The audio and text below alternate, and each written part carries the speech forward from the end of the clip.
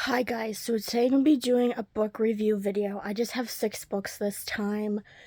They don't really have a theme. I had this bag of books I really wanted to finish.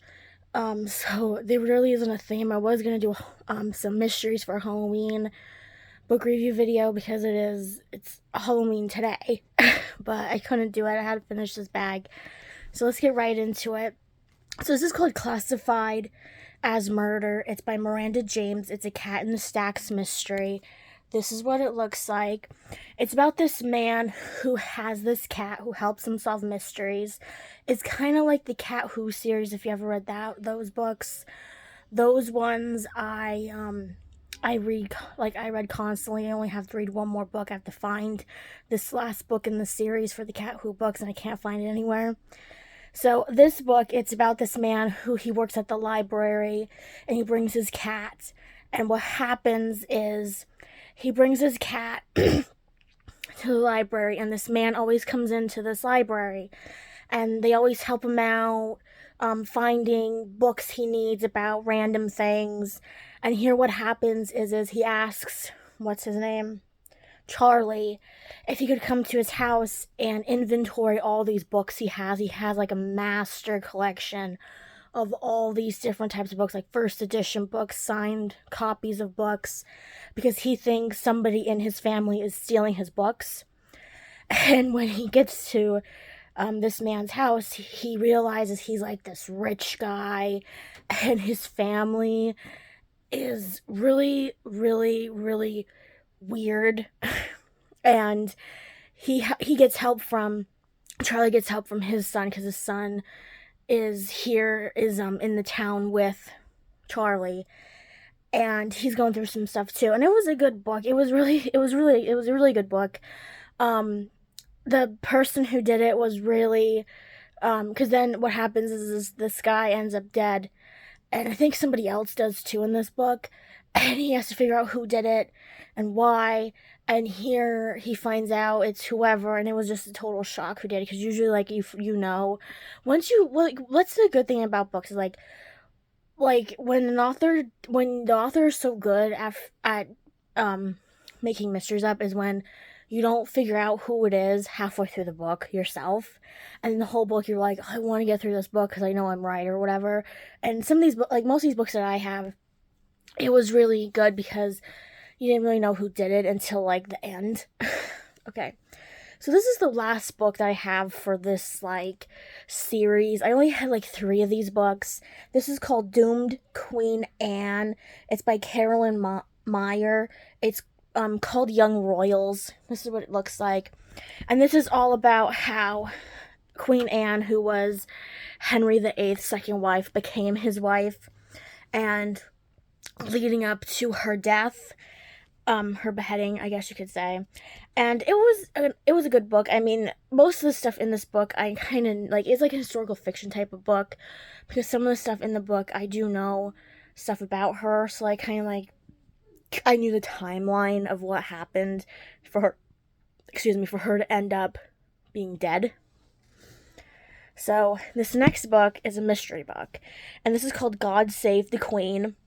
It's by Dorothy Cannell, I guess that's how or Dorothy Cannell. This is what it looks like. It's about this woman who her grandfather, she was raised by her grandfather, used to worked in this it's in England, worked for this noble family, I guess you could say, in England.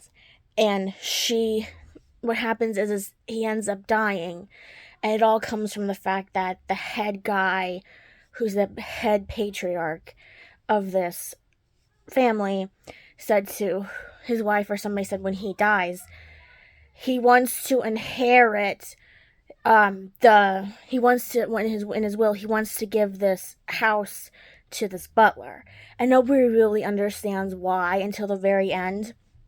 And then of course people are trying to come after her, because she would be the next person that would get her this house, because she was his granddaughter, so that's why. So this one was a nice, serene book to read. It's called A Shepherd's Watch. It's by David Kennard. This is what it looks like. I read books about, like, shepherds before. The reason why I liked these books is because I love sheep and I love border collies. So, of course, the two go hand in hand. And it's basically this shepherd who, I think he lives, like, in the UK somewhere. You don't remember if it's Scotland or, like, in, like, farm country in England. I don't remember because it's been a while since I read this book. And basically what it does is it goes through the whole year, but it's in seasons. So some chapters, some parts are longer than others, but they were really good. I really enjoyed them. The stories in this book, some were funny, some were sad. It had everything. This book had everything. It is, like, a big book, but I got through it in, I think, like, 2 or 3 days. So these next 2 books, I have to tell you guys ahead of time, I really wanted to stop reading these books, because they weren't that great. This is called The Casual Vacancy. It's by J.K. Rowling. This is what it looks like. And I remember when this book came out, like, years ago, I really wanted to get it. But I didn't know how people liked it, because obviously I think this was the first book she wrote, like, after, like, Harry Potter and stuff.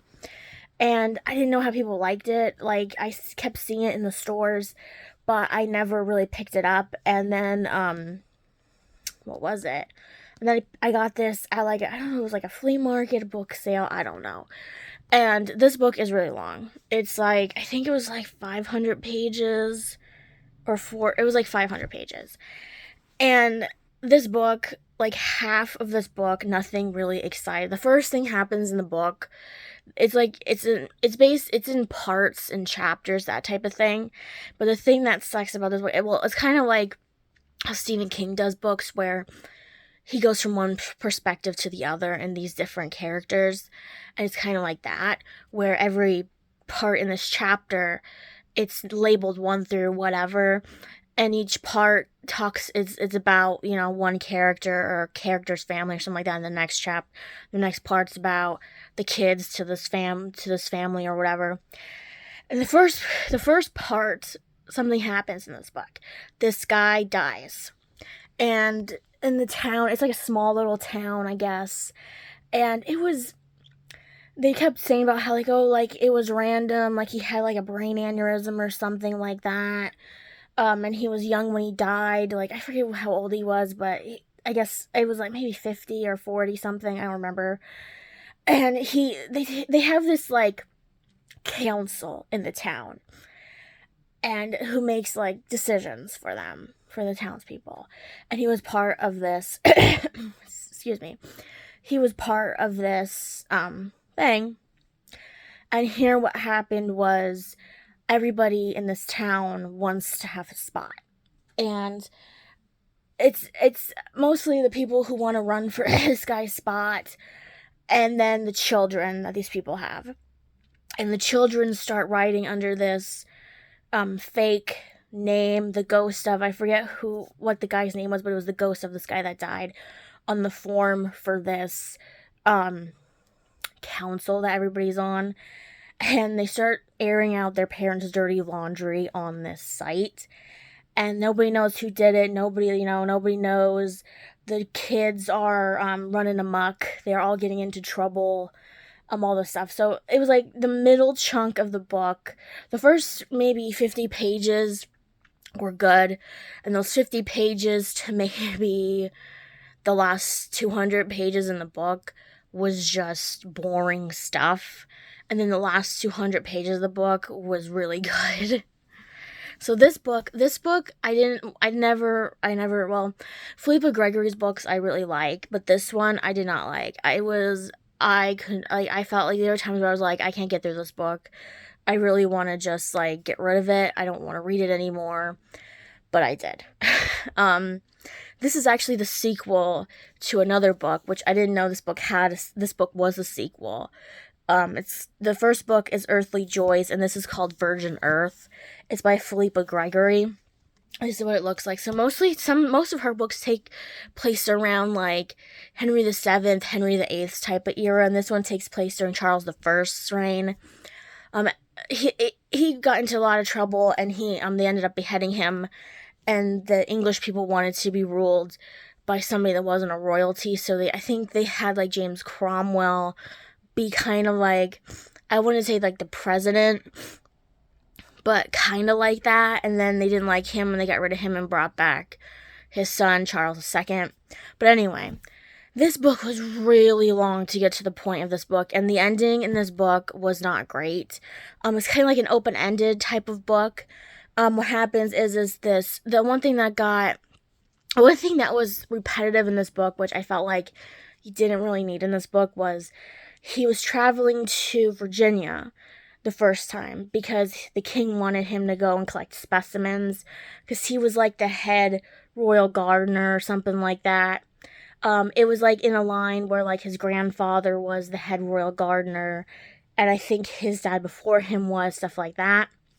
And what ends up happening is the first time he goes there, he meets this Indian or Native American, this little girl who he says he loves and stuff. And before he goes back to England, he tells her mother that when he comes back, when she's older, he's going to marry her because his wife died during the plague.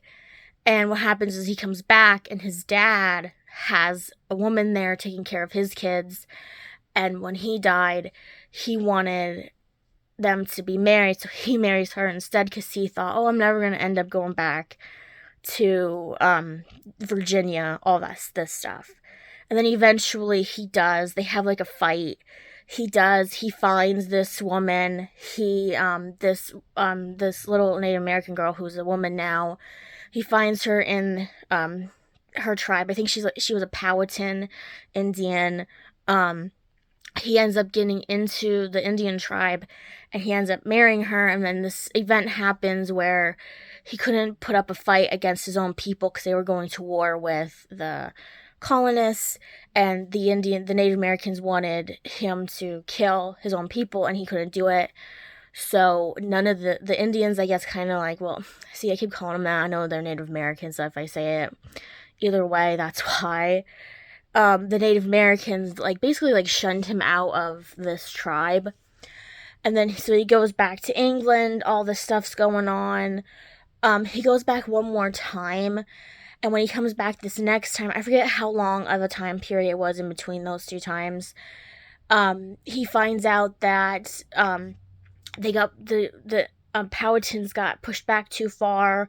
There's not that many left. He found out what happened to the woman he was married to and her kids and stuff like that. And the whole book, it was just that part got really repetitive. And I mean, I guess it was to show you hey, they lived with the colonists for a long time, and then when the fighting started between them, they lost their land. They got pushed back into the swampy area. And then they got, I don't want to say diminished, but to the point where there wasn't that many of them left. And it was sad. And the ending of this book was kind of like an open-ended ending, because it didn't really get an ending to it that kind of made sense, if you could say. And it was a lengthy book to get through to begin with. But that's my book review video for this month. I hope you guys have a wonderful day, and I'll see you guys next time with another video.